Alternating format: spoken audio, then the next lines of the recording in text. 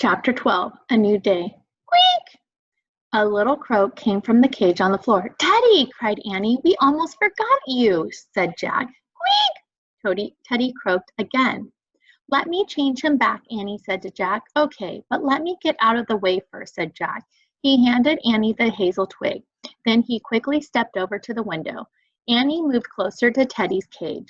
She closed her eyes and thought for a moment. Then she waved the wand over the cage and said, Oh, hazel twig from hazel tree, make him Teddy, set him free. There was a mighty roar, a blast of heat, and a blaze of light. Then the cage was gone, and Teddy was a boy again, sitting on the floor. Yay, said Annie. Nicely done, said Teddy. Thanks. Welcome back, said Jack. He and Annie helped Teddy stand up.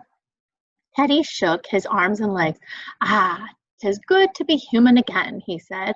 And now we must help the Duke's family. Where's the diamond? We lost it, said Annie. Yeah, I had it in my beak, said Jack, but I must have dropped it when Annie changed us back into ourselves. Don't worry, said Teddy. It must be here somewhere. The three of them got on their hands and knees and started crawling around the floor of the nursery. There was no sign of the diamond. Suddenly Jack heard Teddy gasp. Oh my, Teddy whispered. Look! He was staring at the corner. The diamond of destiny was rising from the basket of wool by the spinning wheel. The gross girl must have hidden it when the Raven King came, whispered Annie. The diamond moved slowly toward Jack and stopped in front of him. Jack held out his hand, and the diamond settled into his palm. Thank you, Jack said to the ghost girl. I'll put it back in its place now. Carefully holding the diamond, Jack crossed the room. Annie pulled the tapestry aside, and Jack opened the golden door of the cabinet. He looked one last time at the shining stone. I really felt brave when I was carrying this diamond, he said softly. Jack, said Annie, you were pretty brave just now without it. Indeed you were, said Teddy. Jack smiled. He carefully put the diamond of destiny back in its place and closed the golden door. Then Annie covered the cabinet once more with the tapestry. The air in the nursery grew warmer. A girl began to take shape beside Teddy. She wore a white nightgown. She had dark curly hair. She was about Teddy's age. At the chess table, two boys took shape. They looked just alike. They were twins, about Annie's age.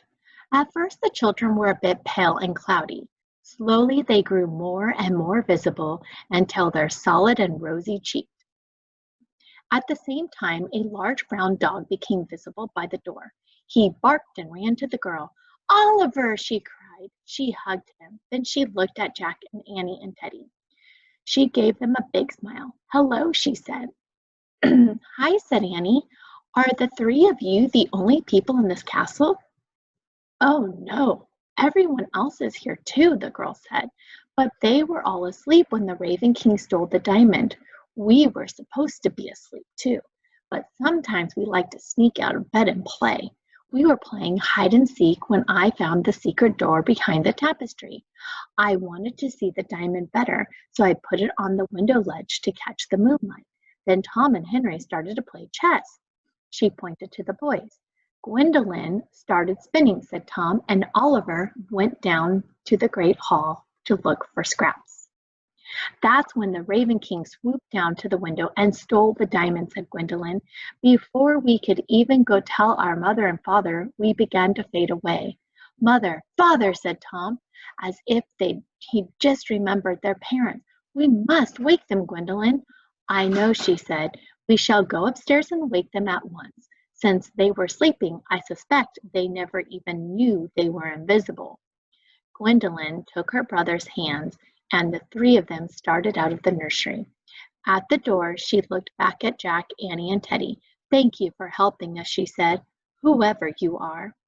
The Duke's children then slipped out of the nursery. Oliver grabbed his bone and bounded after them. Jack handed the hazel twig to Teddy. Listen, Jack said, I don't think this is something that kids should play with, even sorcerer kids. You'd better give it back to your cousin. Aye, perhaps that is a good plan, said Teddy. He grinned impishly as he slipped the twig back into his pocket. Then he gestured toward the door. Shall we? Jack and Annie nodded.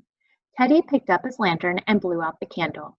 Then he led them all out of the castle nursery into the hallway. As they started down the stairs, servants rushed by. "Ring the bells," one said. "Bring water for the Duke and Duchess," said another. "We're getting a late start today," said a third.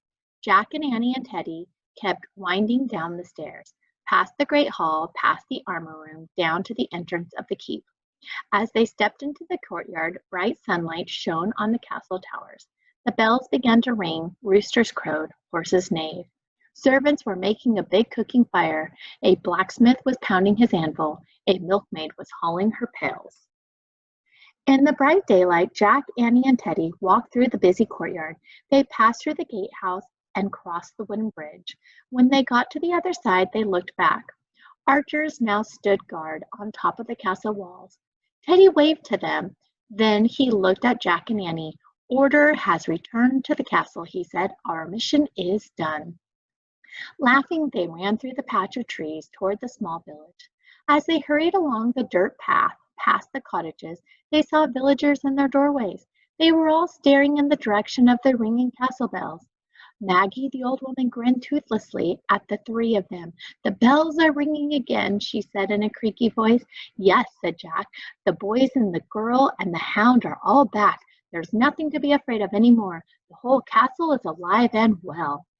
Jack, Annie, and Teddy left the village and headed for the woods.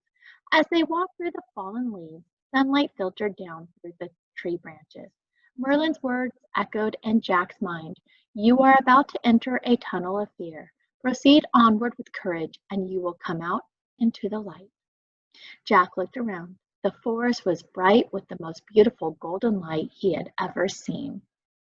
Chapter 13. Jack and Annie's Magic. Jack, Annie, and Teddy crunched through fallen leaves until they came to Merlin's oak. They found the hidden door near the rope ladder.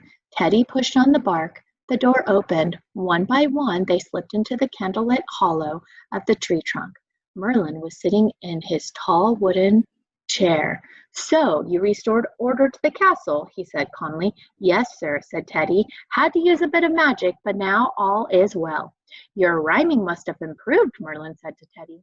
Teddy grinned sheepishly.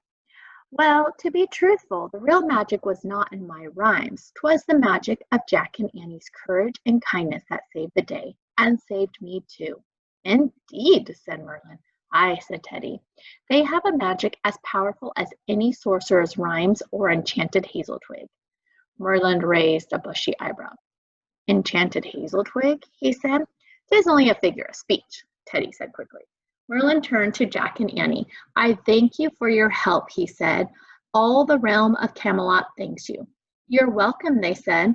Merlin stood up. "Come along, my boy," he said to Teddy. "I will help speed you back to Morgan now. My research is done. We must return these rare books to her library." He reached down and picked up a stack of ancient-looking books from the floor. He piled them into Teddy's arms. Teddy turned awkwardly with his books. Then he and Jack and Annie followed Merlin out of the heart of the oak. The sun had risen higher in the sky. The woods were still. Teddy peered over the tops of the books. "I suppose we must say goodbye now," he said to Jack and Annie. "When will we see you again?" asked Annie. "When duty calls, I suppose," said Teddy.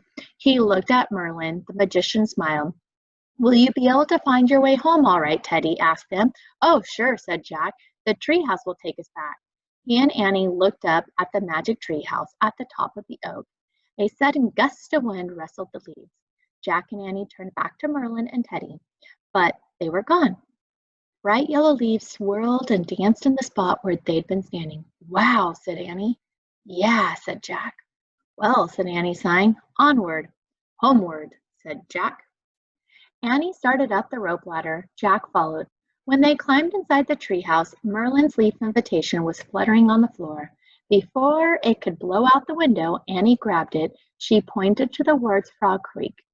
"I wish we could go there," she said.